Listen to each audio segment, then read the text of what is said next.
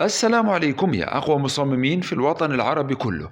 إن شاء الله دايما تكونوا بخير وبصحة وسعادة. إن شاء الله النهاردة هنتعلم إزاي نعمل تأثير النيون أو ستروك مضيء حوالين أي صورة أو حوالين أي تكست. بس قبل ما نبدأ ما تنسوش الاستغفار والصلاة على رسول الله.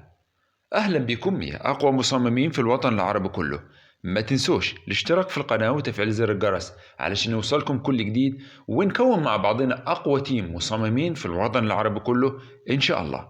بداية زي كل حلقة هنروح لقائمة فايل وبعد كده نيو علشان نعمل نيو دوكيومنت، عشان نعمل صفحة جديدة أو مستند جديد نبدأ ننفذ فيه المشروع اللي احنا هنعمله. وفي البداية قبل ما نعمل أي حاجة هنروح لأداة الجريدينت تول علشان نعمل تدرج لوني للخلفية أو للباك جراوند، وطبعا هيكون حاجة كده غامقة علشان يبان تأثير النيون بصورة واضحة.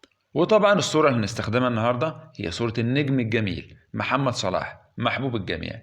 وطبعا هنروح للصورة بتاعتنا هنعمل عليها سيلكشن بأي أداة من أدوات السيلكشن، استخدم الأداة اللي انت تحبها. وبعد ما جبنا الصورة وعدلنا حجمها بالحجم المطلوب زي ما انت شايفه مناسب، بعد كده هنروح لأي أداة من أدوات السلكشن، وممكن على فكرة تستخدم البين تول علشان نعمل خط حوالين الصورة كده علشان خاطر هو اللي هنحوله للستروك المضيء أو لتأثير النيون.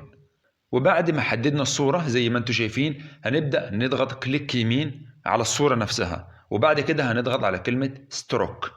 وبعد ما نضغط على كلمة ستروك هيظهر قدامنا المربع ده في مجموعة من الأدوات ومجموعة من الأوامر هنفهمها مع بعض واحدة واحدة. أولا الويدز اللي هو حجم الستروك أو عرض الستروك، وبعد كده الكلر اللي هو لون الستروك، اللون المطلوب اللي احنا هنعمل عليه تأثير النيون. وبعد ما عملنا الستروك هنروح نضغط دبل كليك على اللاير اللي فيها الصورة عشان نبدأ ندخل نعمل الشادو اللي هو من خلاله هنعمل تأثير النيون. بعد ما تفتح القائمة اللي قدامنا دي هنروح نختار حاجة اسمها دروب شادو، ودي هي اللي هتعمل معانا تأثير النيون من خلال مجموعة من الإعدادات. تابعوا معايا وهتشوفوا هعمل أكتر من نسخة منها لحد ما أوصل للحجم المطلوب من تأثير النيون. ولو في حاجة في الفيديو انتم مش فاهمينها اكتبوها لي في تعليق وأنا هرد عليها إن شاء الله. هنختار اللون اللي احنا محتاجينه في تأثير النيون، وبعد كده معانا إعدادين اللي هم احنا هنلعب فيهم، اللي هم الأوباسيتي والسايز. هم أهم إعدادين احنا هنلعب فيهم وهنوصل بيهم لتأثير النيون. تابعوا معايا وهتشوف أنا هعمل إيه. وزي ما انتم شايفين احنا كل ما نعمل نسخة جديدة من الدروب شادو بيبدأ يظهر ويوضح عندي تأثير النيون.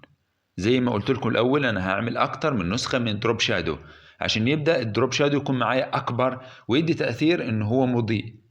وفي كل مرة أنا بغير في الأوباسيتي وبغير في السايز بس. وزي ما انتم شايفين احنا كده وصلنا للتأثير اللي احنا عايزينه ودرجة الدروب شادو أو درجة تأثير النيون اللي احنا عايزينها. هنبدأ نطبق على صورة تانية بدروب شادو أو تأثير نيون بس بلون تاني علشان تظهر وتوضح الفكرة. تابعوا معي. نفس اللي احنا عملناه الأول هنعمله مرة تانية، ونفس اللي احنا عملناه في المرة الأولى وفي المرة التانية ممكن تطبقه على أي صورة أو على أي نص أو على أي جملة طبعا.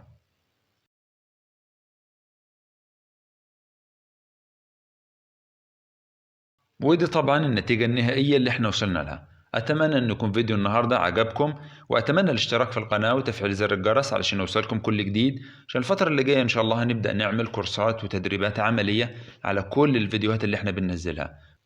وفي الختام سبحانك اللهم وبحمدك أشهد أن لا إله إلا أنت أستغفرك وأتوب إليك.